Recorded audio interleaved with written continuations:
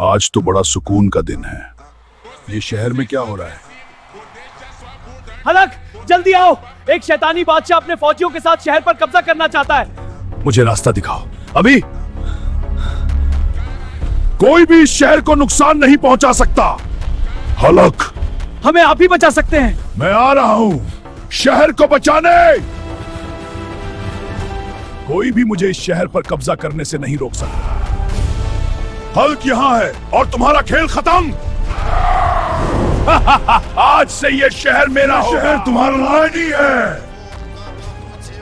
मेरी जादुई ताक के सामने तुम कुछ भी नहीं। दोस्तों, अगर आप चाहते हैं कि हलक इस शैतानी बादशाह को हरा दे तो वीडियो को लाइक करें और चैनल को सब्सक्राइब करें। तुम्हारे खेल का इख्तिताम हुआ। ये बादशाह